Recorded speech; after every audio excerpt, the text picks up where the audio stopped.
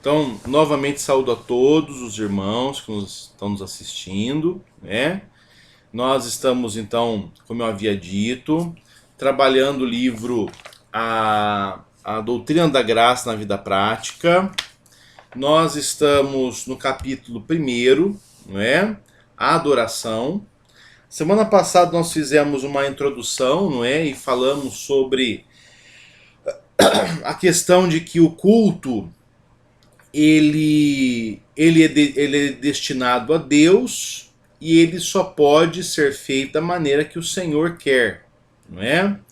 Se a pessoa começa a introduzir no culto práticas ou conceitos que são alheios à palavra de Deus, e isso implica a superstição, não é? A idolatria e, obviamente, a não aceitação de Deus. Nós citamos um texto bíblico como exemplo, que foi, primeiramente, nós falamos sobre Caim e Abel. Então falamos sobre o sacrifício de Caim e o sacrifício de Abel, a diferença de ambos, não é? Caim e Abel, eles oferecem sacrifícios diferentes, com corações diferentes. Não é? Então, o grande problema do sacrifício de Caim não estava no que ele ofereceu, mas estava na situação do seu coração. Nós vimos depois Êxodo 32, não é? Aquele momento de sincretismo, né, do bezerro de ouro. E nesses dois textos nós buscamos, não é, observar desculpe, a situação da própria igreja, não é, como um todo. Por quê? Porque a igreja é tentada, de alguma maneira, a ou se embrenhar aí num culto sincrético, como aquele do bezerro de ouro, né? Ou seja, se convoca uma reunião, um ajuntamento para louvar o Senhor, Yahvé, mas por intermédio do bezerro de ouro. Isso é o sincretismo, né? Isso é o sincretismo.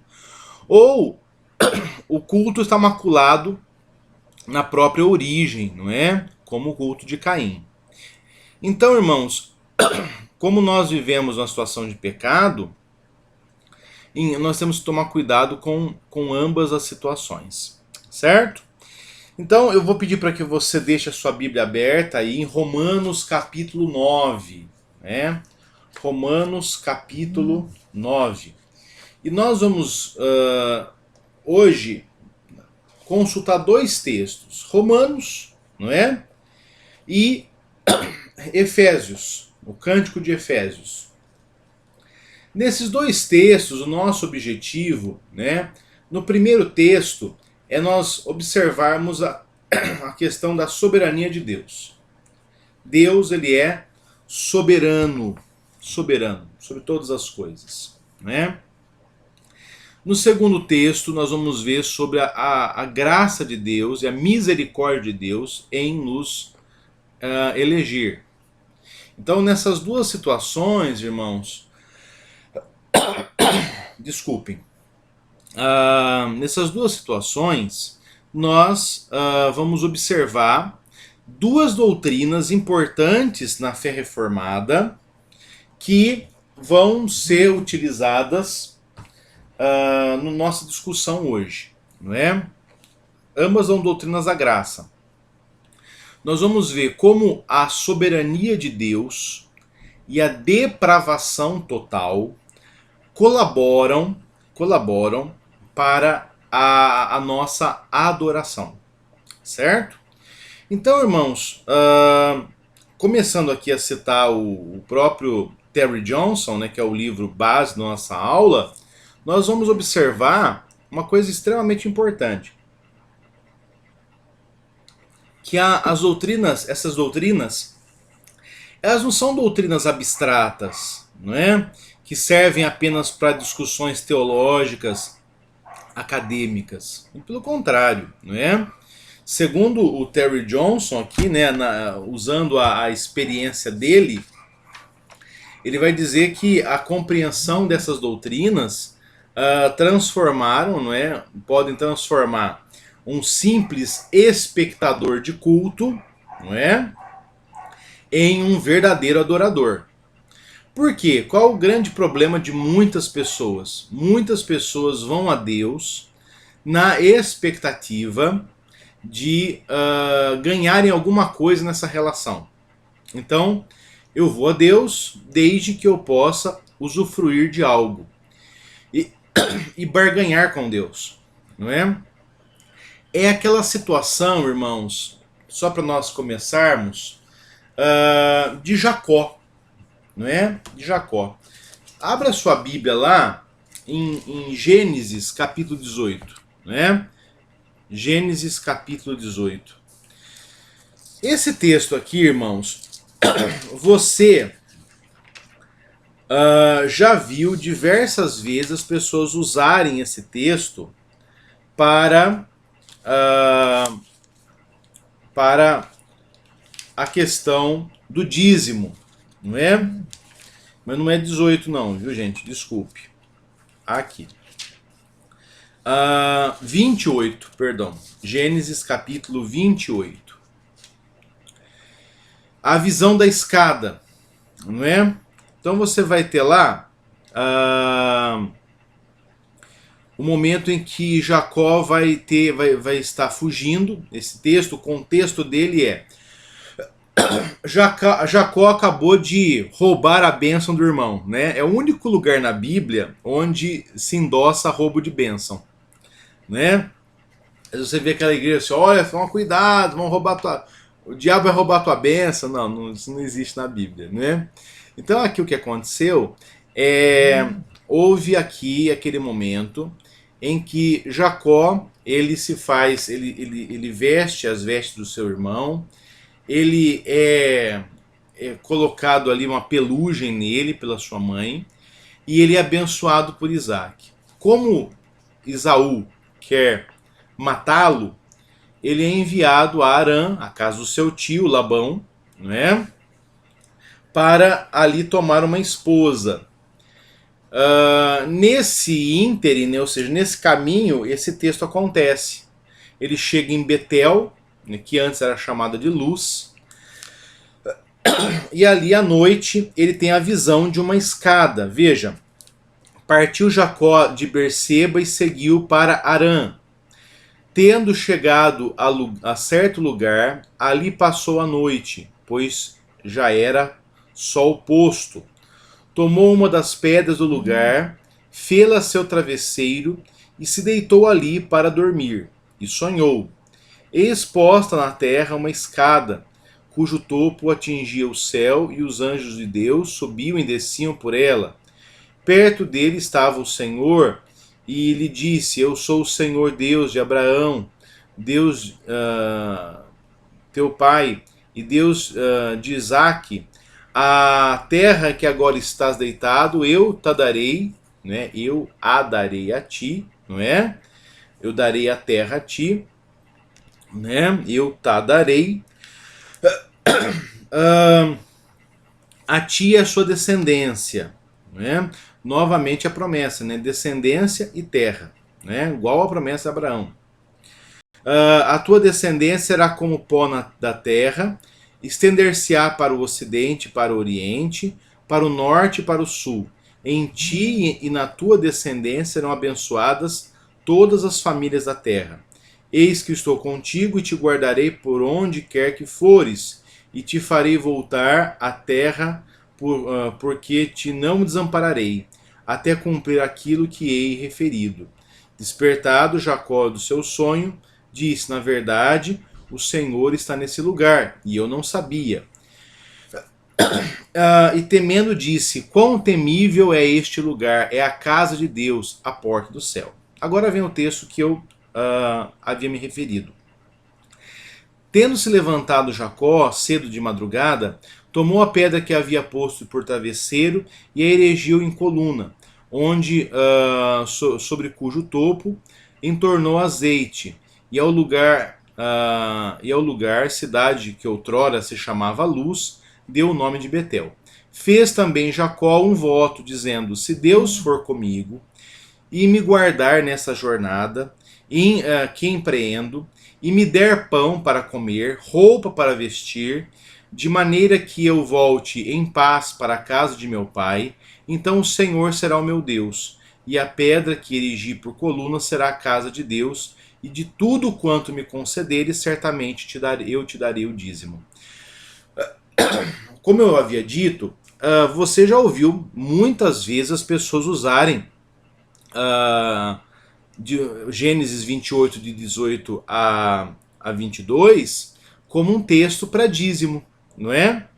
Então olha, nós devemos fazer como Jacó, de tudo dar o dízimo, né? Eu já ouvi pessoas usarem esse texto dessa maneira.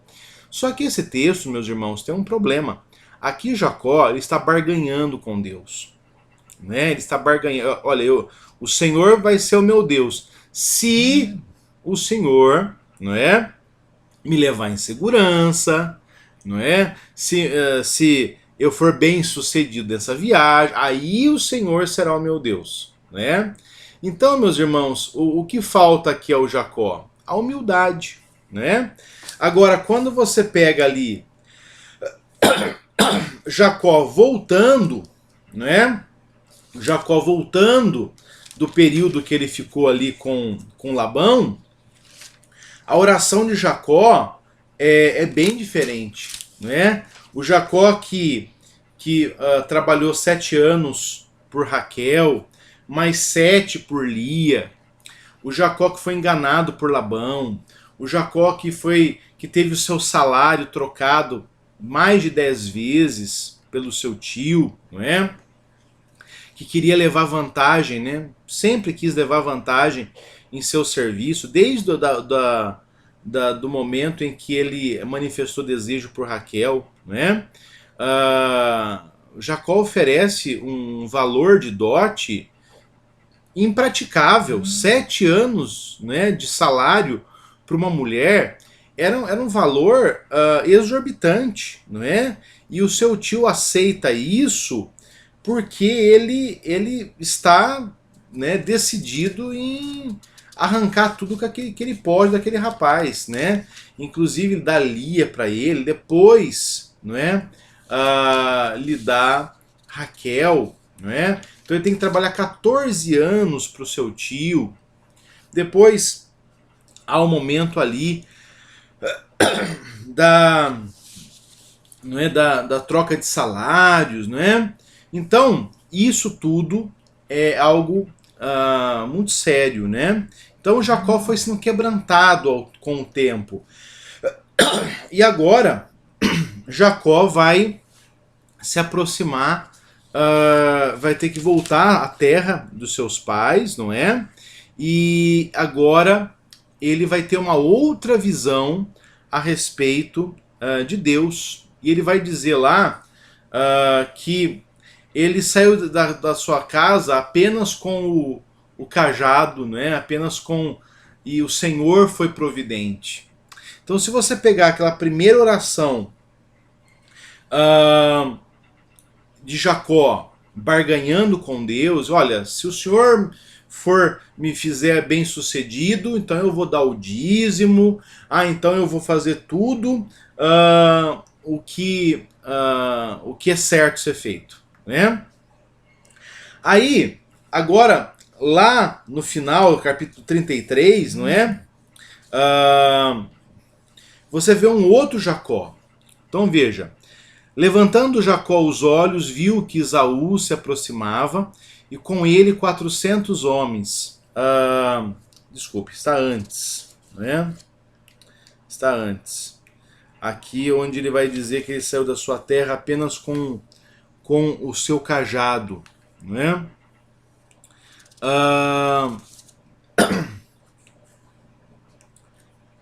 E aqui você verá essa humildade de Jacó para com o Senhor, né? Há uma outra perspectiva. Então, meus irmãos, o que eu quero com esse texto aqui, né, com essa ilustração inicial? Que o culto ele é firmado na humildade, né? Na humildade. O grande problema hoje das pessoas é que as pessoas têm sido guiadas, não é? Por uma falsa noção de quem elas são, não é? De quem elas são, do que elas podem fazer, e isso é o grande problema, né? Citando Calvino, o primeiro capítulo de João Calvino das Institutas, João Calvino vai dizer o seguinte, ele vai dizer que não é possível o homem se conhecer senão pela palavra de Deus. Certo? Então, hoje, você tem muitos livros, não é? Que antigamente eram chamados de autoajuda, que visam o quê? Dar uma noção de quem você é, do que você pode fazer, não é? Qual é o problema desses livros? O problema desses livros é que eles partem de um pressuposto errado. De que o homem é bom, de que o homem consegue fazer tudo o que quer, de que o poder e toda a iniciativa reside no homem. E se ele quiser fazer alguma coisa, ele pode. Quer ver um texto que destrói essa noção? A Torre de Babel. Quer texto mais... Quer iniciativa mais coach do que a Torre de Babel? Não é? Eles começaram a cozer tijolos e a erigir uma torre que chegaria até os céus. E essa torre, ela tinha como qual pressuposto, qual objetivo? Eles queriam forjar o nome deles, não é? Criar o nome deles na terra. O que acontece? Como eles tinham a mesma língua, eles teriam bom êxito nessa construção. O Senhor faz o quê? Vai lá e confunde a língua deles. E aí, aquela construção, ela não dá certo. Então, ou seja, eles tinham eles tinham vontade de fazer algo, eles tinham técnica para fazer algo, eles tinham todo o know-how para fazer aquela torre, mas aquilo foi frustrado porque não era vontade de Deus. Certo? Jonas queria ir para Tarsis, né, onde hoje é a Espanha. Ele queria ir para Tarsis, a vontade dele o levou até o porto, ele comprou a passagem, ele se colocou no navio, ele se colocou no ponto mais escondido do navio, ele estava indo para um lugar onde a palavra de Deus não era conhecida, então ele achava teria êxito nessa fuga, mas o que acontece? O Senhor o encontra no mar e ele é tragado por um peixe e é levado a Nínive, onde o Senhor queria que ele estivesse. Na segunda viagem missionária, Paulo tem a intenção de continuar evangelizando a Ásia Menor, mas provavelmente um problema de saúde, eu já expliquei isso para os irmãos anteriormente. Ele é impedido, né, ele diz que o Espírito Santo o impediu, né, aquele trabalho, e ele vai ter a visão do jovem macedônico e ele vai introduzir o evangelho na Europa, né? E nós somos frutos dessa visão, né? Porque todos nós, de certa maneira, descendemos desse evangelho que é um evangelho europeu, né? Então, irmãos, nós temos essa perspectiva. Então, o homem, ele não, pela sua vontade, pela sua técnica, pela sua disposição, ele não pode fazer todas as coisas. Esse é o problema dos livros de autoajuda, ou de autoconhecimento, né? Ou de conhecimento intrapessoal. Eles partem de uma visão errada do homem. Na verdade, o homem não pode tudo. Aí eu cito, né, aquele texto, né, do Blaise Pascal, né, jansenista, Blaise Pascal, quando ele vai falar que o homem, se você comparar o homem aos demais animais da natureza, o homem é extremamente fraco, não é? ele não corre como o leopardo, ele não tem a visão da águia, né? Ele não faz essas comparações. Mas ele vai falar que o homem ele é o mais frágil dos seres da criação. Mas qual é a diferença então o que o faz o homem forte? É o fato de que, de fato, qualquer coisa pode matar o homem. Só que o que mata o homem não sabe que matou o homem sabe que morre. Então ele vai falar que o homem é um caniço, mas um caniço pensante, né? É a frase de Blaise Pascal, né? Então, meus irmãos, a questão do homem, o homem ele é frágil, ele não pode todas as coisas, ele é limitado, ele precisa de muito esforço para conseguir fazer alguma coisa. Vou dar um exemplo agora nessa pandemia. Os cientistas estão aí correndo atrás de uma vacina, correndo atrás de um medicamento que restaure o pulmão, mas até agora nós não tivemos grandes êxitos. Ou seja, você tem tecnologia, você tem dinheiro, você tem vontade, você tem um pressuposto que é esse momento terrível que nós estamos passando, mas nada disso garantiu que uma vacina fosse criada, um tratamento eficiente, né, pelo menos até agora, fosse feito. Não é? Então, o que nós percebemos? Que o homem não pode muita coisa. Não é? Então, Calvino propõe uma outra maneira de entender o homem, do homem se entender. E Calvino vai dizer o seguinte, que sem a palavra de Deus, é impossível que eu me compreenda. Por quê? Se eu for me compreender sem a palavra de Deus, eu vou observar coisas em mim que não são reais. Então eu vou dar um exemplo para você. Sem a palavra de Deus, eu vou olhar para a minha vida e vou olhar e falar assim, não, olha, eu sou desse jeito, mas boa parte das pessoas também são assim. Então eu estabeleço um grau de normalidade. Então eu sou normal, né? Porque eu sigo uma norma. O problema é que todo mundo pode estar fazendo errado e eu também. Não é? Agora, a norma, a regra, não está em mim. A regra está na palavra de Deus. Uma vez eu lembro que eu estava conversando com uma pessoa e falou assim, olha pastor, não é nem a minha regra, não é nem a minha régua, nem a do Senhor que vai medir o mundo. Porque qual era a intenção desse Senhor, não é? Era mostrar o seguinte, o relativismo, não é? O relativismo. Olha, o Senhor tem a sua régua, ou seja, a sua maneira de medir o mundo. E eu tenho a minha. E cada um de nós vai, dentro dos seus limites, compreender o mundo parcialmente. Qual o problema dessa teoria? E eu disse para ele, falei assim, realmente, a minha régua é pequena demais para medir o mundo. A sua régua também é pequena demais para medir o mundo.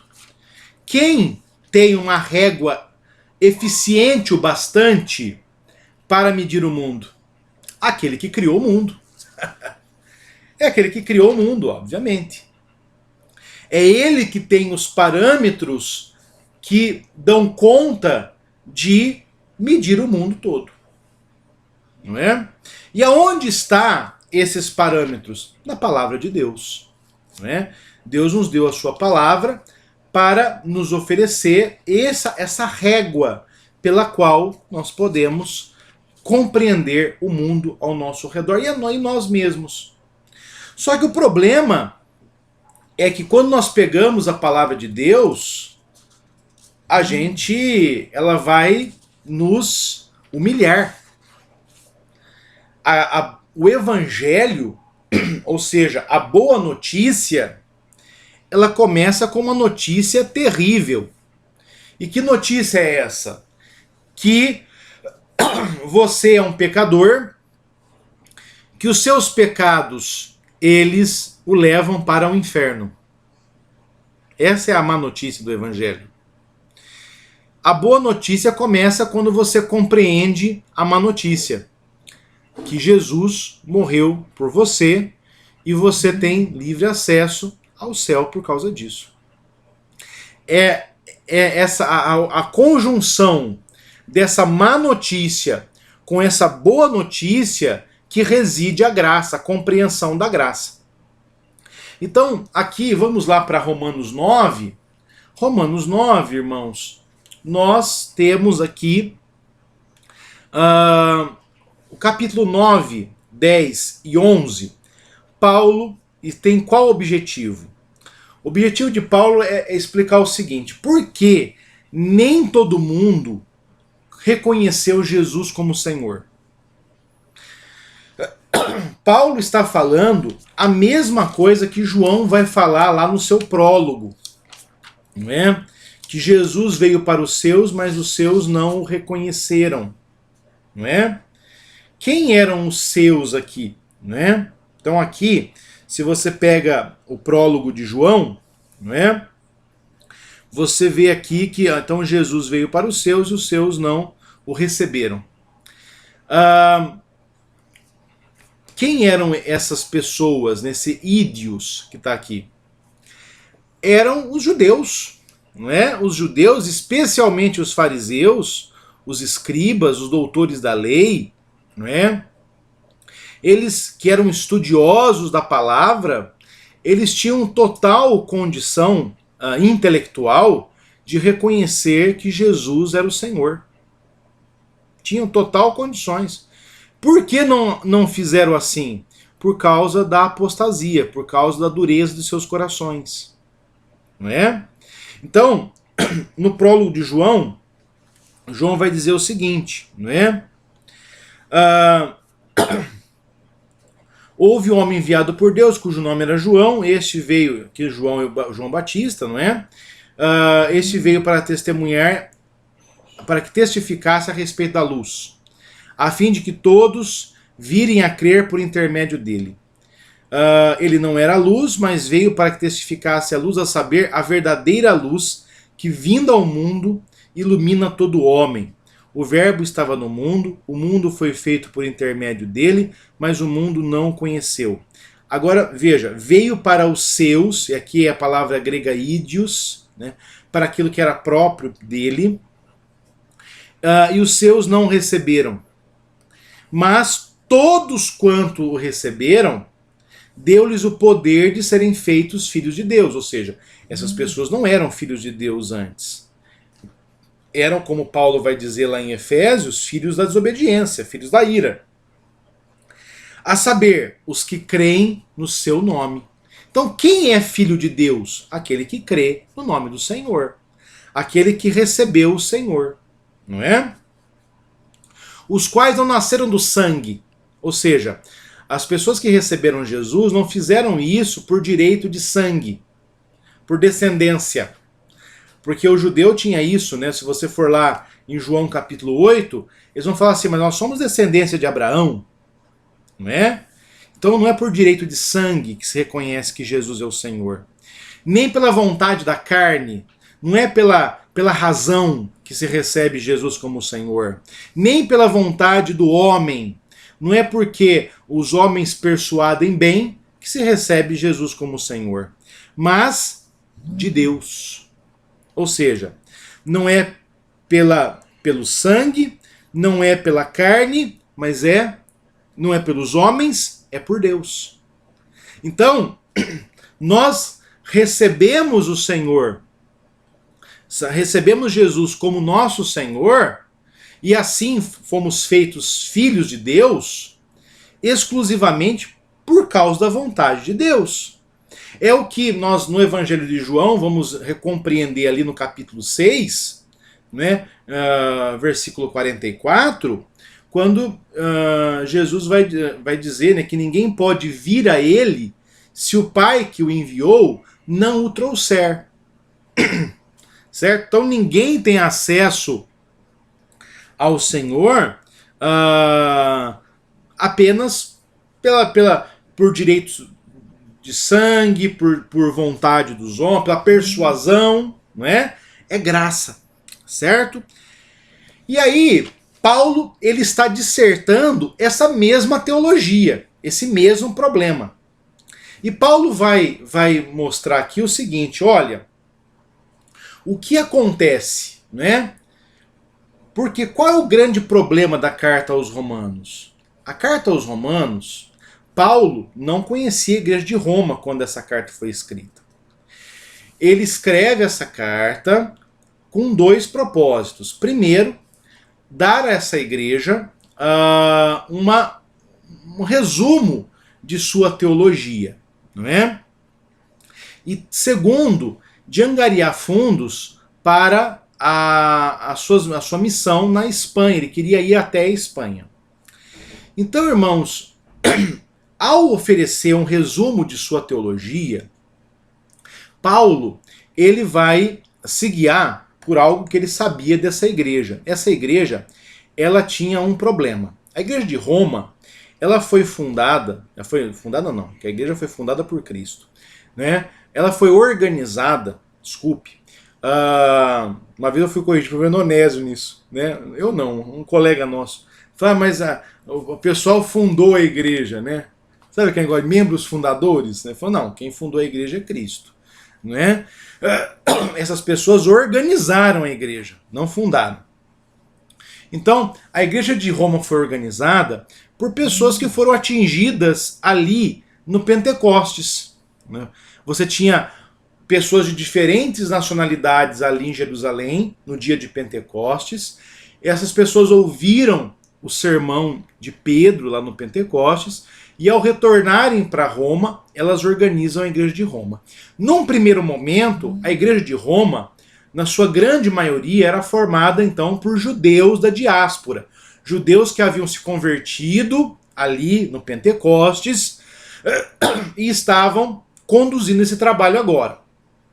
Então, assim como os demais trabalhos de judeus convertidos, a igreja de Roma, ela seguia aqui as leis de Moisés. Havia muitas igrejas naquele primeiro momento, no primeiro século, que, por serem, na sua grande maioria, formadas por judeus, que guardavam o sábado, né, que guardavam as festas judaicas, os costumes judaicos, a dieta de Moisés, não é?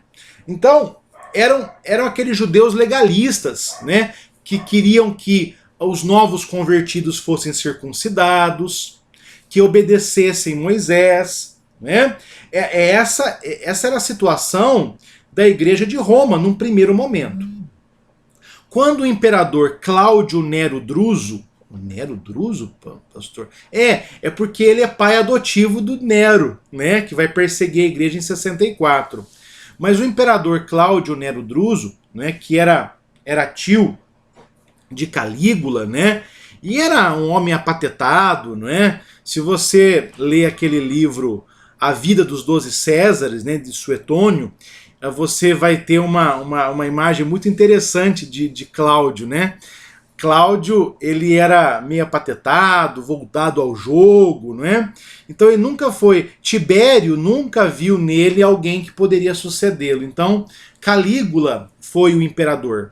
Mas Calígula foi tão duro, tão terrível, né? Que o que aconteceu? A sua própria guarda pessoal o assassinou. E quando assassinaram Calígula, Cláudio se escondeu atrás da cortina. Sabe aquela criança que vai se esconder atrás da cortina, mas fica com o pé para fora? Então ele fez isso.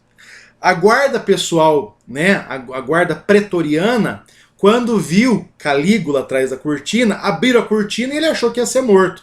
Mas não, eles saúdam Calígula como César, né? E ali ele é proclamado imperador. Todo mundo achava que ele ia ser um pateta, mas não, né? Ele foi um bom imperador. E Cláudio fez coisas que nem César, né, nem Júlio César fez, como, por exemplo, dominar os franceses, né, a Galícia, né, que hoje é onde está a França, né. Nem Júlio César conseguiu dominar os franceses, né. o Cláudio conseguiu. Por quê? Porque o Cláudio tinha uma coisa, ele sabia que ele não virava nada, não é?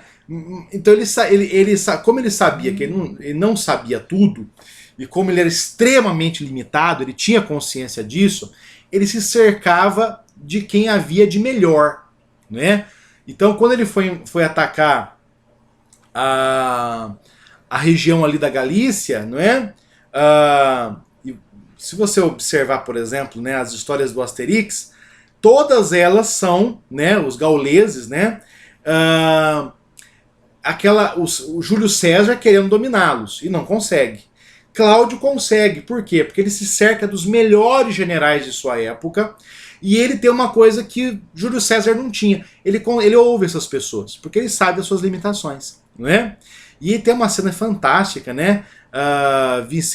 Vicentorix, né? Que era o líder gaulês, né? Ele foi preso, né, pelos romanos e há um momento ali que ele achava que ele e a sua família iam ser mortos e Cláudio demonstra misericórdia a ele, né?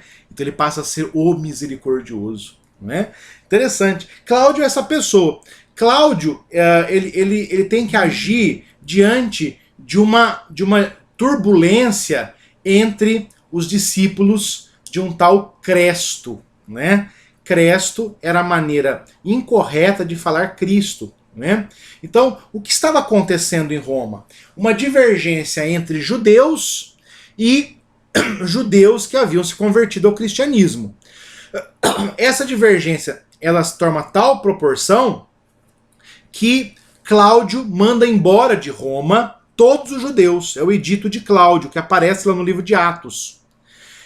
Então, nesse momento, a igreja cristã de Roma, ela é quase que extinta, ela fica com uma minoria de pessoas que haviam se convertido do paganismo, não é, para o cristianismo, já que os judeus tinham um grande apreço em Roma naquele momento. O que acontece? Esses cristãos que haviam se convertido do paganismo continuam o trabalho e Deus prospera aquela igreja cresce, não é? E o que acontece? Essa igreja agora toma uma outra proporção. Essa igreja agora não guarda mais o sábado, não guarda mais os costumes de Moisés, não se circuncidam. Quando o edito de Cláudio ele perde o efeito e os judeus voltam para a igreja, você tem agora uma situação diferente. Você tem uma maioria de pessoas que vieram do paganismo para a igreja, são convertidos, e você tem uma minoria de... eu também sou fã do Asterix. Então, você tem uma minoria de judeus, não é, que retornaram à igreja. E esses dois grupos agora começam a divergir. Ah, mas você come carne de porco? Eu não como. Ah, você guarda o culto é no domingo, mas eu quero no sábado. Então há uma divergência muito grande e eles começam a se acusar, mas eu sou judeu. Ah, mas eu me converti do paganismo. Então Paulo, ele ele investe tempo na sua carta, né? Qual é o grande tema de Romanos, não é? Que o justo vai viver pela fé, não é? Que o evangelho é o poder de Deus para a conversão tanto do judeu quanto do grego. Então Paulo, nos primeiros capítulos, ele vai primeiramente mostrar que o pagão tem uma origem corrompida, eles eram pessoas que entregavam os seus corpos para coisas que eram desagradáveis a Deus, eles tinham um culto depravado, e ele vai mostrar que os judeus também não eram melhores, porque os judeus eles estavam no legalismo. Então, qual é a conclusão dessa primeira parte? Romanos 3, todos pecaram, todos carecem da glória. E aí, a partir do capítulo 4, ele começa a mostrar como, depois que ele mostra que todo mundo era pecador, ele começa a mostrar, a partir do capítulo 4, como nós somos justificados em Jesus. Essa discussão, ela vai até o capítulo 8, não é? Mostrando a nossa justificação, que não dá para ser justificado pela lei, E agora no capítulo 9, Paulo vai falar sobre culto. E aí ele começa dizendo o seguinte: olha, digo a verdade em Cristo, não minto, testemunhando comigo no Espírito a minha própria consciência. Tenho grande tristeza e incessante dor no coração, porque eu mesmo desejaria ser anátema, maldito, não é? Separado de Cristo por amor de meus irmãos. Então Paulo, ele começa mostrando a situação em que ele está. E mostrando que a situação que se encontra os judeus não é do agrado dele. Né? Qual a situação? De que aqueles que deveriam ter recebido Jesus não receberam. Né? E por isso estão agora pré-ordenados ao inferno.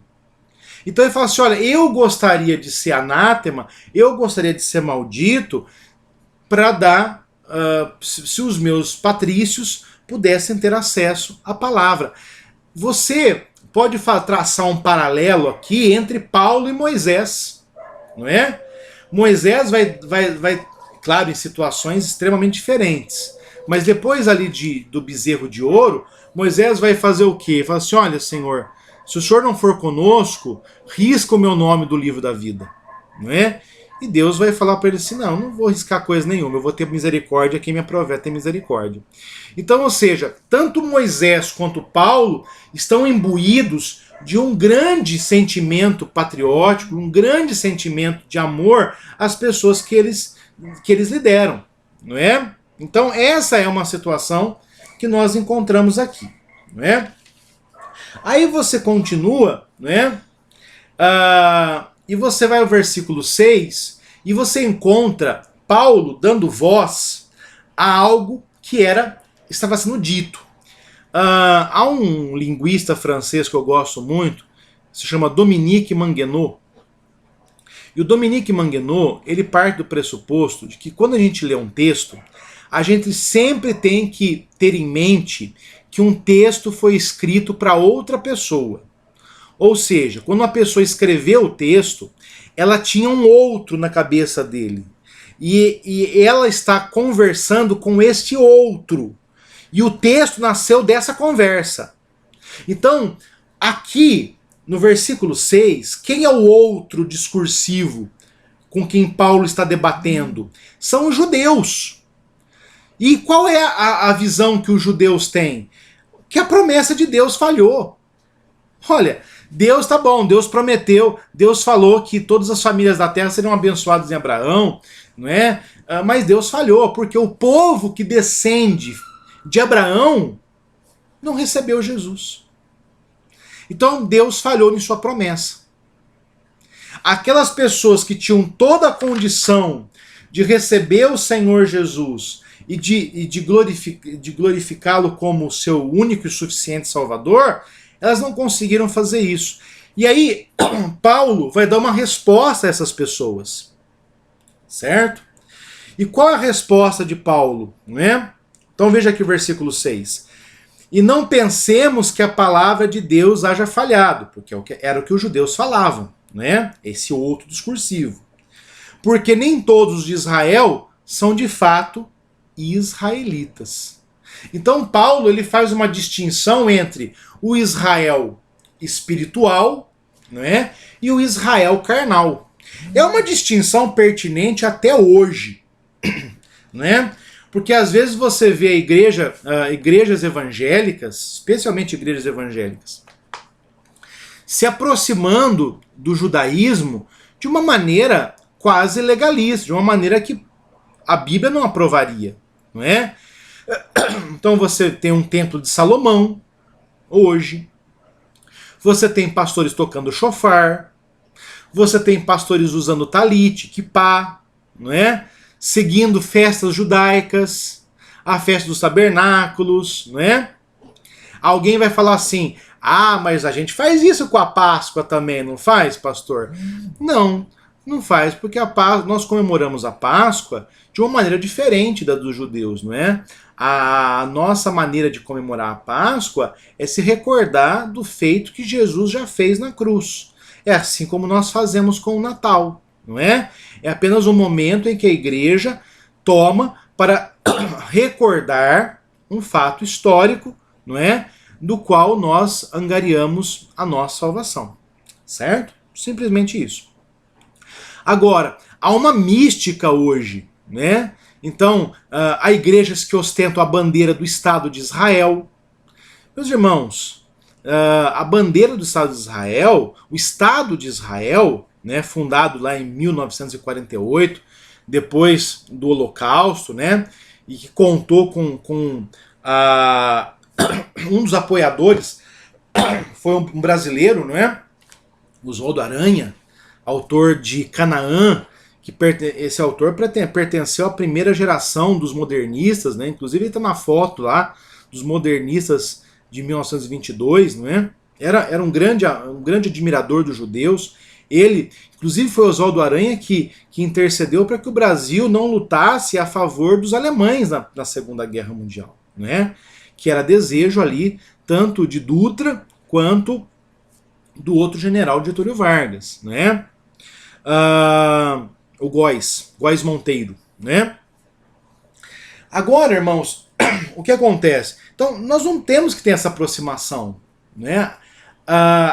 O Israel espiritual, ele é diferente do Israel carnal. O Estado de Israel, as práticas judaicas devem ser respeitadas, né? Mas não trazidas para a igreja como se nelas existisse alguma mística. Por quê? Porque todas as práticas judaicas, segundo a própria palavra de Deus, são sombras que apontavam para Cristo.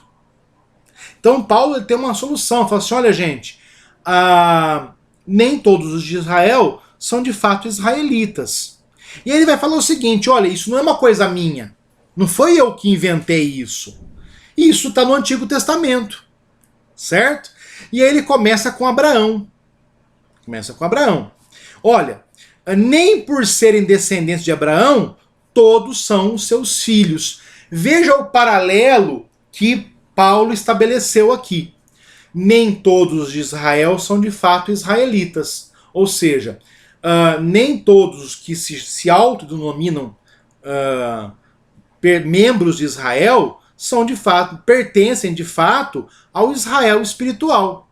Então, quem reconheceu Jesus Cristo como seu Senhor? Aqueles que pertenciam ao Israel espiritual. Certo? A mesma coisa acontece com a igreja. Nem todos de fato que se dizem cristãos são de fato cristãos. Certo? A mesma coisa. Aqui, Paulo está dizendo que há um Israel visível e um Israel invisível. É a mesma coisa que nós vemos na igreja. Há uma igreja visível, que são as pessoas que são membros da igreja, e uma igreja invisível, que são aquelas de fato eleitas. O Israel espiritual são as pessoas que foram eleitas antes da fundação do mundo, e por isso glorificam o Senhor da maneira que o Senhor quer.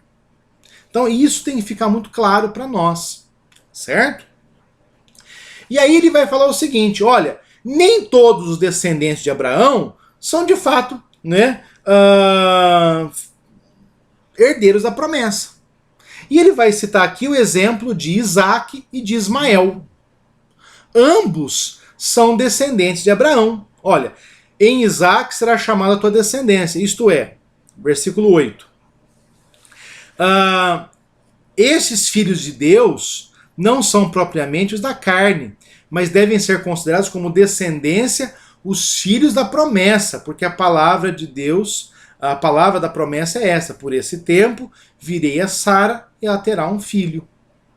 E não somente ela, mas Rebeca. Então ele começa a fazer uma comparação. Ele começa com Abraão, e ele vai usar essa premissa, nem todos os de Israel são de fato israelitas, e ele vai colocar outra premissa. Olha, nem todos os descendentes de Abraão são de fato filhos da promessa. Por quê? Ismael, apesar de ser filho de Abraão, apesar de, por amor a Abraão, o Senhor ter abençoado Ismael, Ismael não herdou a promessa. Né? Agora, Isaac sim. Tanto é que Abraão tem que mandar embora Ismael e Agar. Por quê? Porque Ismael não seria herdeiro da promessa como Isaac. Certo? E aí ele coloca um outro caso. Olha, a mesma coisa aconteceu com Rebeca, né? Que era a mulher de Isaac. Então você tem aqui os descendentes de Abraão, nem todos são filhos da promessa. Nem todos os filhos de Isaac são filhos da promessa. Olha só. Rebeca, ao conceber de um só, né? Isaac, nosso pai, e ainda não eram gêmeos nascidos, nem tinham praticado bem ou mal para que o propósito de Deus quanto à eleição prevalecesse por obras, mas por aquele que chama, já fora dito a ela: o mais velho será servo do mais moço, né? O mais velho será servo do mais moço. Aqui, Gênesis capítulo 25, versículo 23. Como está escrito, e aqui é uma citação de Malaquias 2, não é? Amei Jacó, porém me aborreci de Esaú. Certo? Então você tem duas citações do Antigo Testamento. Ok? Então a primeira citação do Antigo Testamento é de Gênesis 25. Rebeca trazia no ventre uma gravidez gemelar, né? Tinha gêmeos. E aqui Paulo frisa claramente, ela teve dois de um só, de Isaac. Então, ou seja, ali em Abraão alguém podia falar o seguinte: mas também, não é, pastor? Ismael era filho de Agar, uma egípcia, uma mulher pagã. Aí Paulo vai falar assim: então tá bom, calma, eu vou dar um outro exemplo para vocês. Eu vou dar o exemplo de Rebeca. Você tinha duas crianças, né? Alguém podia falar assim: olha, se você pegar Ismael, primeiro, Ismael era filho de uma egípcia. Segundo, Ismael aparece ali, não é? Ironizando Isaac. E é isso que desperta o furor de Sara, não é? Então, as atitudes de Ismael não eram as melhores e ele também não era da descendência completa, não é, de Abraão. Então, Paulo vai falar: então, calma aí, eu vou dar um outro exemplo. Porque você tem duas pessoas que, enquanto fetos, ou seja, no ventre da mãe, eles não tinham feito nada ainda para que prevalecesse a eleição de Deus. Eles eram os dois descendentes de Isaac, mas um vai ser amado por Deus, o outro vai ser odiado por Deus. Não é? Então, aqui, a referência em Malaquias, quando Malaquias está falando sobre Edom, né, que são os descendentes de Esaú. Jacobus Arminius tem um comentário que foi recentemente editado pela editora Reflexão sobre Romanos 9. Vale a pena ler para você fazer. É muito interessante ler o comentário de Arminius paralelo ao de Calvino, né? Isso lhe dá uma visão dessa polêmica, né? Da polêmica entre os dois, né? E analisar essa polêmica lhe mostra os parâmetros para você identificar um e identificar outro.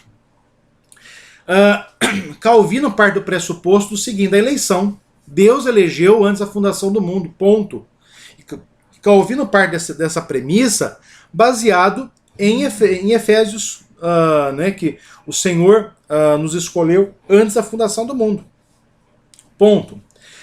O Arminius ele vai falar, porque é muito difícil ele explicar esse texto. Então ele vai falar o seguinte: Deus elegeu, mas conforme a presciência, ou seja, Deus sabe todas as coisas.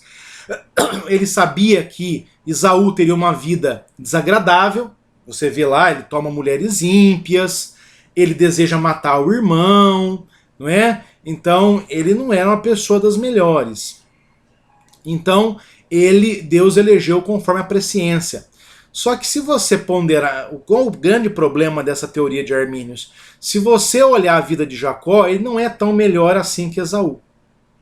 Não é? Jacó, ele barganha o direito de primogenitura com o irmão, com o prato ali, né, do caldo que ele havia feito.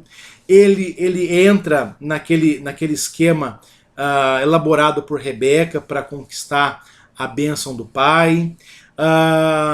Ele tem ali os seus problemas, não é? Tanto é que Jacó significa enganador, não é? Então, essa é a situação aqui do texto. Então, Paulo mostra esses dois casos. E ele mostra o quê? Que a escolha de Deus, tanto por Isaac quanto por Jacó, se deu pela soberania de Deus, né? Pela exclusiva soberania de Deus. Então, assim como nem todos os descendentes de Abraão são de fato herdeiros da promessa, e nem todos os descendentes de Isaac são de fato herdeiros da promessa, nem todos os de Israel são herdeiros da promessa, nem todos de Israel reconheceram Jesus como Senhor. E isso me leva a entender hoje porque nem todos que estão na igreja vão ser crentes de fato. Ou seja, é soberania de Deus. Então, quando eu parto desse pressuposto, eu entendo o quê? Eu entendo a minha realidade diante do Senhor. Né? Então, vamos lá para o versículo 11. Agora, o que acontece? Né? Ele mostrou essa ilustração, né, esses dois casos da Bíblia, para justificar esse ponto de nem todos os Israel são de fato israelitas. Agora vamos aqui, não é?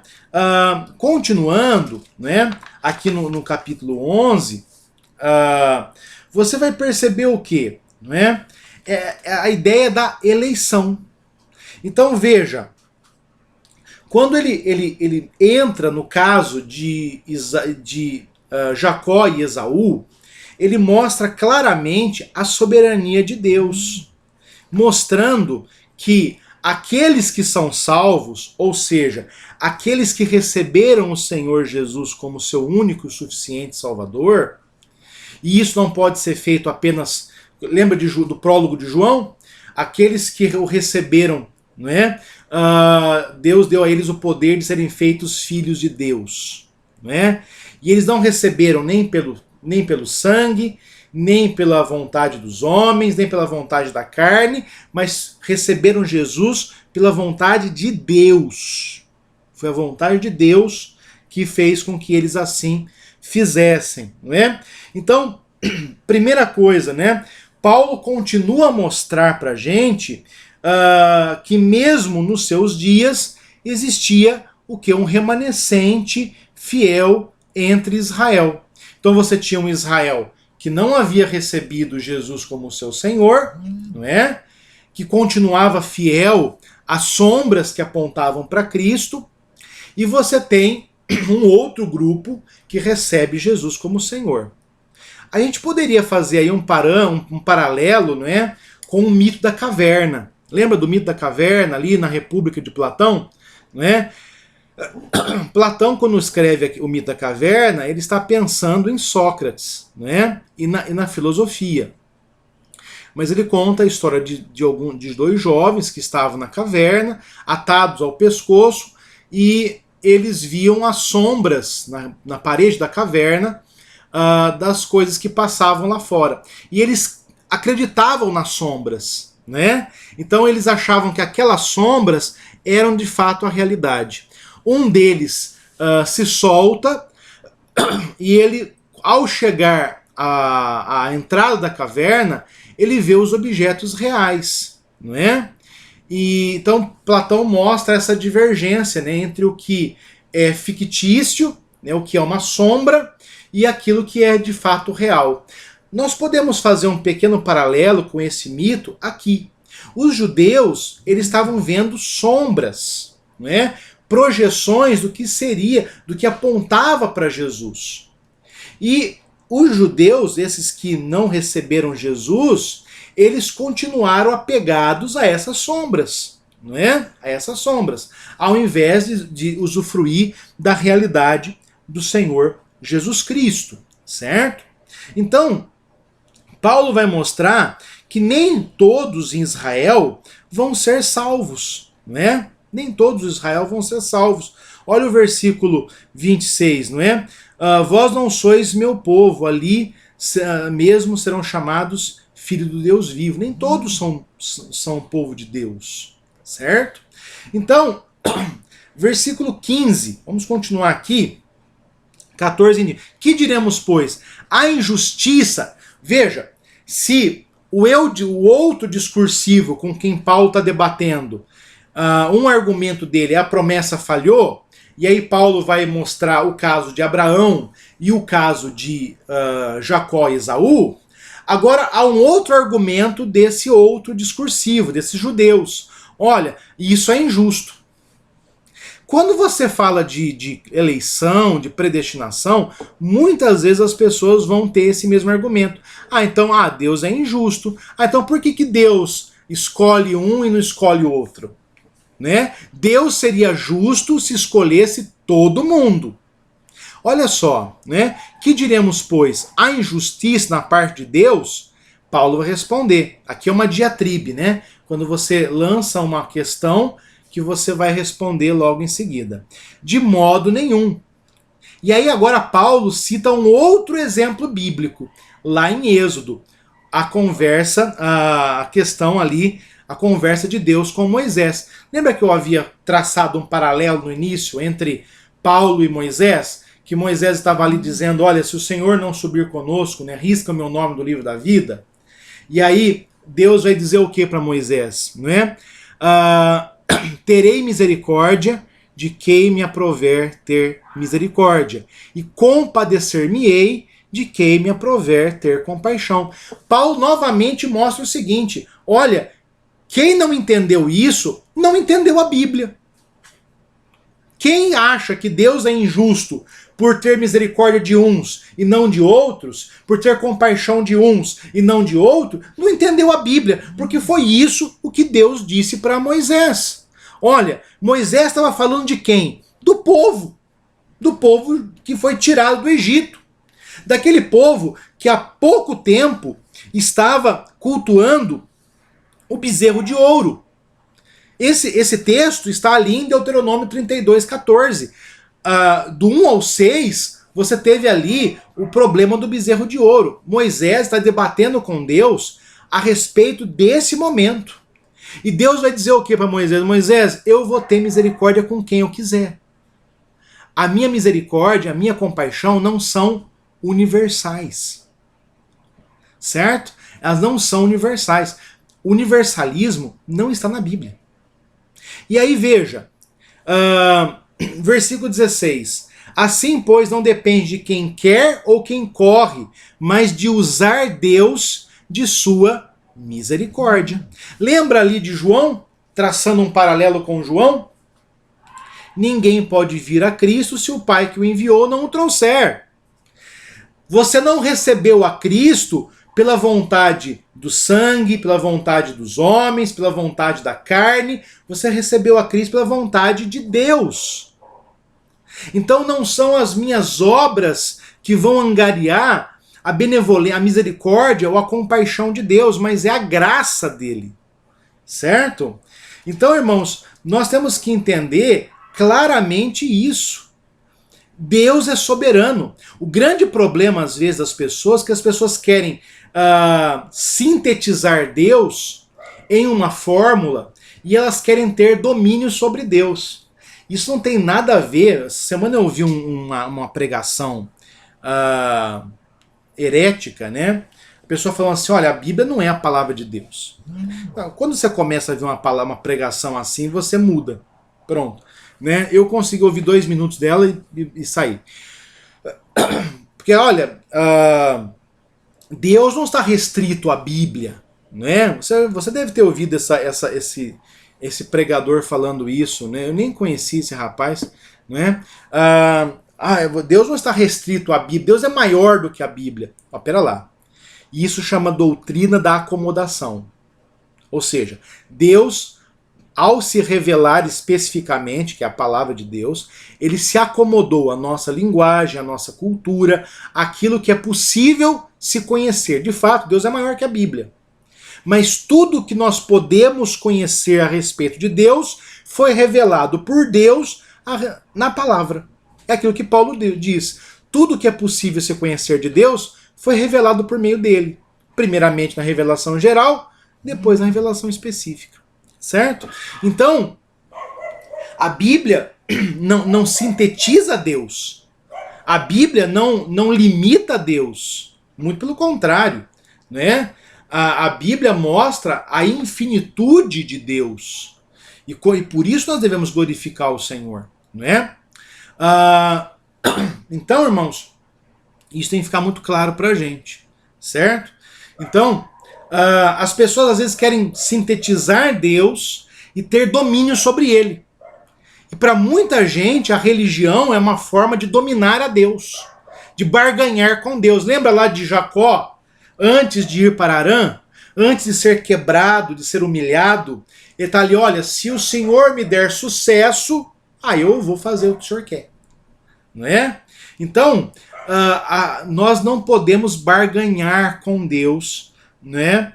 A soberania, ela está declarada nesse texto. Olha só aqui, meus irmãos, o versículo 20, né?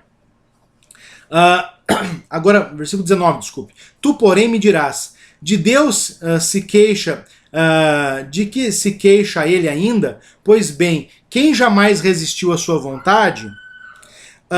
Quem é tu, ó homem, para discutir isso com Deus? E aqui ele vai dar um outro exemplo. Então agora ele faz um ataque muito incisivo a esses judeus. Olha, quem você é para discutir com Deus? E aí ele vai dar o exemplo dos dois vasos, do vaso de honra e do vaso de desonra. Então, é aquilo que eu havia dito, né, que o pessoal achou engraçado em algumas aulas anteriores, que da mesma porcelana que faz a privada, faz o prato. O mesmo material que é formado a sua privada, é formado o prato. Quem decidiu que porcelana ia para privada e que porcelana ia para prato? O dono da fábrica. Certo? De tal maneira que você não faz suas necessidades no prato e não come na privada. Certo? Então, Paulo vai usar essa ilustração para nós. Olha, Deus pegou de um mesmo material e escolheu pessoas para serem vasos de ira, privada, e vasos de honra, prato. Certo? Então, imagina a porcelana, aquela que foi escolhida para ser prato, foi levada ao oleiro, foi adornada, ela vai recepcionar os pratos mais saborosos, não é? Um alimento, não é? O empratamento de um alimento, ele intensifica até mesmo o seu visual, não é? A pessoa sente até mais vontade de comer aquele alimento sendo a partir do prato que ele foi colocado. Agora, você fica vendo a cor da privada que você usa? Na hora da necessidade mesmo, né? Você tá pouco se lixando se aquela privada é branca, amarela, cor-de-rosa, né? Você tá ali, já bateu o meu sinal aqui. Então, a superintendente com a Dominical já deu o primeiro sinal. Então, você vai lá e faz suas necessidades prontamente, né? Cada uma serve aos seus propósitos.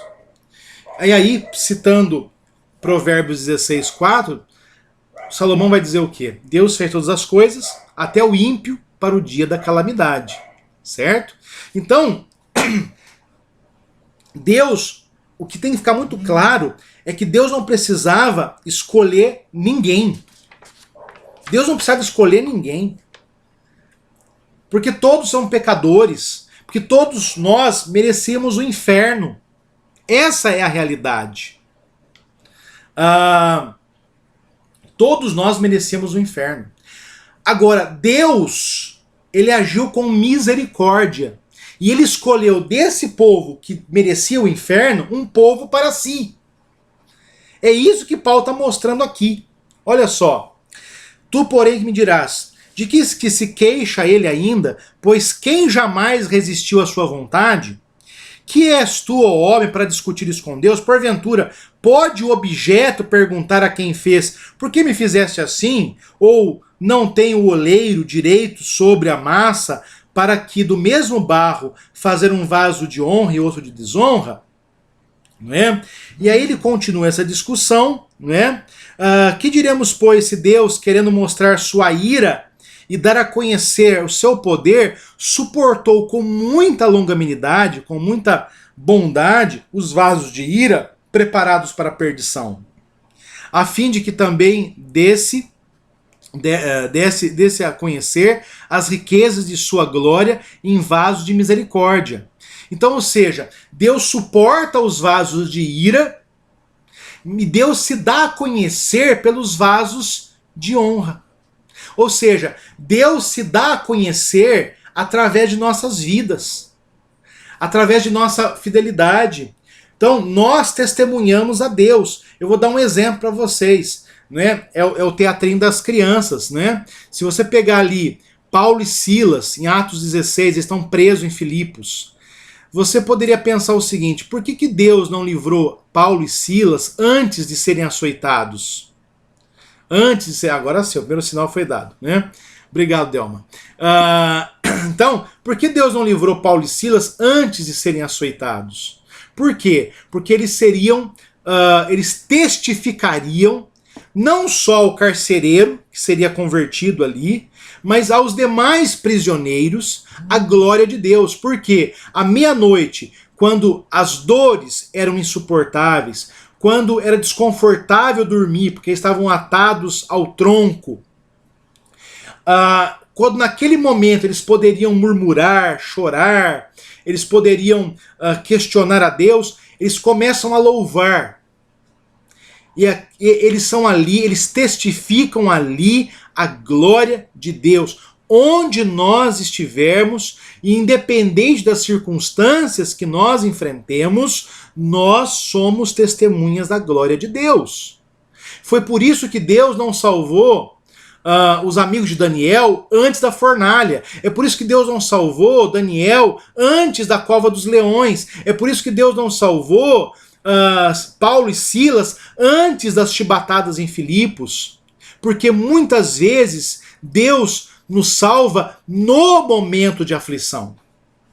E há muitas vezes em que Deus vai permitir que o seu povo pereça, como aconteceu com os mártires de todos os tempos, desde os mártires que foram devorados pelos leões no Coliseu, até os mártires protestantes que precisavam ter suas línguas cortadas, porque enquanto o fogo das piras não os consumia completamente, eles pregavam o evangelho e cantavam hinos, e não eram poucas as pessoas que se convertiam ao ouvir o sermão dos moribundos.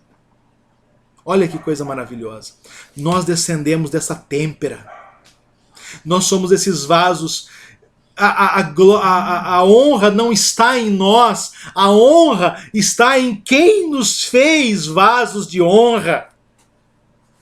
E nós fomos assim feitos para quê? Para que testificássemos o Senhor, para que dessemos a conhecer as misericórdias do Senhor.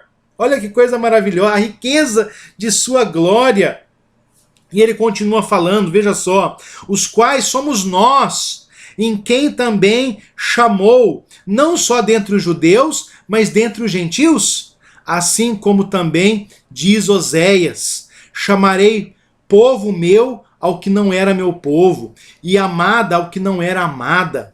E no lugar em que lhes disse, vós não sois meu povo, ali mesmo serão chamados filhos do Deus vivo. Você se lembra do contexto desse versículo, né? Ali é a restauração da união de Oséias. Você lembra que Oséias se casou com Gomer, e por motivos que nós não vamos entrar nessa aula, Gomer ela abandonou Oséias e começou a se prostituir. Por que por motivos que nós não vamos tratar? Porque há uma divergência entre os teólogos se Gomer ela era uma prostituta cultual, né? Ou se ela começa a se prostituir apenas por dinheiro, né? Isso não vem ao caso. O fato é que Oséias agora era marido de uma mulher que o havia abandonado para se prostituir. E ele vai chamar os seus filhos como não meus filhos, vai dar nomes engraçados para os filhos dele. Mas só que Deus usa a vida de Oséias para exemplificar a relação que ele, Deus, tinha com o povo de Israel. Porque assim como Gomer havia abandonado seu marido para se entregar aos amantes, não é? Israel havia abandonado o seu Deus para adotar os ídolos pagãos, a idolatria, não é? Então Deus faz um paralelo para mostrar como era aviltante, como era terrível a situação que os israelitas haviam tomado. E Deus faz o quê? Deus restaura o casamento de Oséias para mostrar como a relação dele com Israel também seria restaurada. E agora, aqueles que não eram filhos, agora são chamados de filhos. Aquela que não era amada porque estava se prostituindo, agora é chamada de amada. Então, o que Paulo está falando para a gente aqui? Paulo usa esse versículo de Oséias para mostrar que nós, não é, tanto judeus quanto gregos, outrora estávamos na mesma situação de Gomer. Na mesma situação dos filhos que Oséias teve com Gomer. Ou seja, nós não estávamos em uma relação propícia. Nós éramos filhos da desobediência, filhos da ira. E nós fomos aproximados não porque nós somos bons, mas porque o Senhor agiu com misericórdia para conosco. E aí ele continua, agora vai citar Isaías, não é? Mas relativamente a Israel, dele clama Isaías: ainda que o número dos filhos de Israel seja como a areia do mar, o remanescente é que será salvo, porque o Senhor cumprirá a sua palavra sobre a terra, cabalmente em breve. Como Isaías já disse, se o Senhor dos Exércitos não nos tivesse deixado descendência, ter-nos-íamos tornado como Sodoma e semelhante como Gomorra. Veja só, Isaías, qual é o contexto de Isaías, não é? O contexto de Isaías, irmãos, é aqui Isaías 10, de 22 a 23, né? Isaías ele é chamado por Deus a proclamar o povo ao arrependimento, a chamar o povo ao arrependimento. Porque o povo havia se desviado de Deus. O povo que vai ouvir a palavra de Isaías, né, é o povo que está em desvio, está procurando os deuses pagãos. E esse povo, Isaías vai dizer que esse povo vai para o exílio. Mas ele deixa uma promessa: olha, apesar do povo todo estar desviado, Deus vai suscitar o remanescente fiel. Deus vai suscitar dentro desse povo alguém que o adore. Então, irmãos, isso é muito importante. Isso é muito importante. Assim como lá em Israel o Senhor suscitou um remanescente fiel, o Senhor suscita hoje um remanescente fiel. E quem é esse remanescente fiel? São os crentes de fato, são os eleitos. Assim como o remanescente fiel do passado eram aqueles que não se entregavam aos falsos deuses, o remanescente fiel de hoje é aquele que busca o Senhor em espírito e verdade. Certo? Que adoram o Senhor como ele quer ser adorado. Então esse é o capítulo 9. Paulo vai mostrar aqui, não é, a realidade que o povo está. Que nem todos glorificaram a Deus. Por quê? Porque nem todos de fato são eleitos, não é? E aí, meus irmãos, nós temos aqui o capítulo 10, né, onde Paulo vai mostrar aqui por que de fato os judeus rejeitaram o Senhor, não é? E aí ele começa: irmãos, a boa vontade do meu coração e a misericórdia, a minha súplica a Deus a favor deles são para que sejam salvos. Porém lhes dou testemunho de que eles têm zelo por Deus, porém não com entendimento, né? Ou seja, eles têm zelo por Deus, mas não com entendimento, não da maneira que o Senhor quer, né? Se você pegar aqui o comentário de Calvino sobre esse versículo, já estou chegando ao final da aula, né? Calvino vai mostrar aqui uma reflexão interessante sobre isso, não é?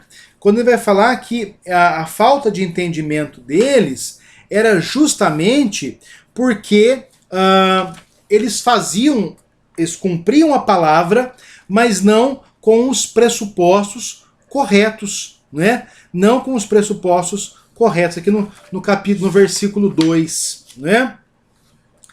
Se buscamos a Deus de todo o coração, então sigamos o único caminho pelo qual temos acesso a ele. Como diz Agostinho, é melhor prosseguir no caminho certo, mesmo cocheando, do que sair correndo dele em todo o nosso empenho. Não é? Ou seja, os judeus, eles tinham zelo por Deus, mas tinham zelo da maneira errada. Lembra que eu citava Charles Slater, aquela questão da ponte? É melhor você ter uma fé fraca numa ponte forte do que ter uma fé forte numa ponte fraca. Não é? É melhor você estar se arrastando sobre Cristo, porque Ele tem poder para te levar ao Pai, do que você estar caminhando, correndo com toda a força num ídolo pagão que vai te levar ao inferno. Então os judeus, eles tinham zelo, mas eles tinham zelo para cumprir a lei, não para glorificar a Jesus Cristo, não é?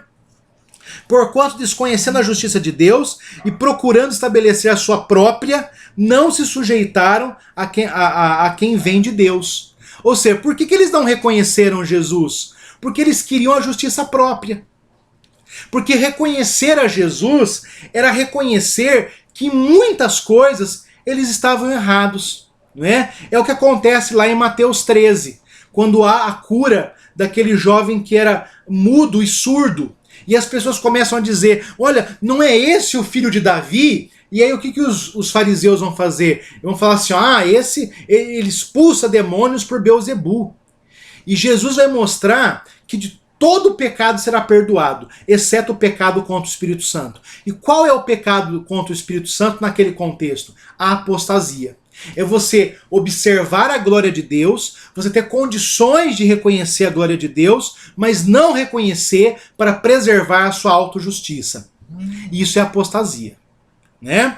Aí ele vai dar um exemplo novamente, Moisés. Ora, Moisés escreveu, o homem que praticar a justiça decorrente da lei, viverá por ela. Mas a justiça decorrente da fé é assim, não perguntes em teu coração quem subirá ao céu, isto é, para trazer do alto a Cristo, ou quem descerá ao abismo, isto é, para levantar Cristo dentre os mortos. Porém, que se diz, a palavra está perto de ti, na tua boca e no teu coração. Isto é, a palavra da fé que pregamos. Se com a tua boca confessares Jesus como Senhor, e em teu coração creres que Deus o ressuscitou dentre os mortos, serás salvo. Então, aqui, Paulo faz muito isso, né? Paulo está citando aqui Deuteronômio, né? Aqui, tanto em todo o versículo 5, ele vai citar aqui Levítico 18, não é? Deuteronômio 30, de 12 a 14, e depois Deuteronômio 30, versículo 13. Paulo muitas vezes pega um texto ali do Antigo Testamento e ele faz uma alusão a esse texto colocando o que ele quer. Então, se você pegar, por exemplo, lá Deuteronômio 30, essa é a maneira correta de tratar os textos do Antigo Testamento no Novo, tá? A gente sempre tem que ir lá e pegar como ele está no Antigo. Aqui Deuteronômio 30, de 12 a 14, veja. Aqui são as promessas da misericórdia. Porque este mandamento que hoje te ordeno não é demasiadamente difícil, nem está longe de ti. Não está nos céus para te dizeres, quem subirá por nós aos céus para nolo traga e nolo faça ouvir para que o cumpramos? Nem está além do mar para dizeres, quem passará por nós além do mar que nolo traga e nolo faça ouvir para que cumpramos? Pois esta palavra está muito perto de ti, na tua boca, no teu coração, para cumprires. Então, essa é a visão do judeu. Eu tenho que cumprir a lei. Porque Moisés disse isso. E aqui Paulo vai pegar justamente esse texto e vai dar uma nova versão a ele, inspirado pelo Espírito Santo, tá certo, gente? Vamos lá? Olha só.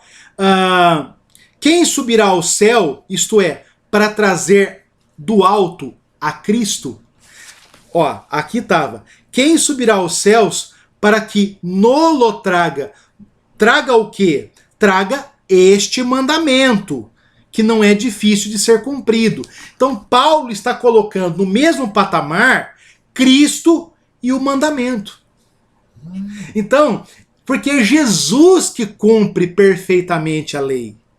Então, veja, aí ele continua: quem descerá ao abismo, isto é, para levantar Cristo entre os mortos? Ou seja, Paulo mostra duas realidades de Cristo. Quem subiu ao céu para trazer Jesus, né? E ali aquela situação de Jesus se esvaziou de sua glória e desceu à manjedoura de Belém. Quem subiu ao céu para fazer isso? Foi a misericórdia de Deus que nos deu Jesus. Quem subiu ali a mansão, quem desceu à mansão dos mortos e trouxe Jesus da morte para a vida? Foi a misericórdia do Senhor. Porque na ressurreição de Cristo, nós temos a ressurreição.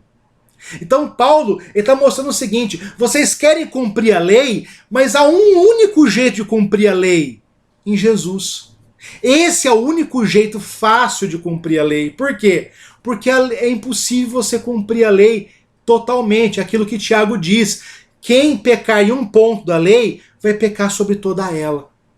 Então, quando nós estamos em Cristo, nós cumprimos a lei, não, e ali eu falo da lei moral, os 10 mandamentos, não para recebermos algo, mas porque nós já recebemos algo.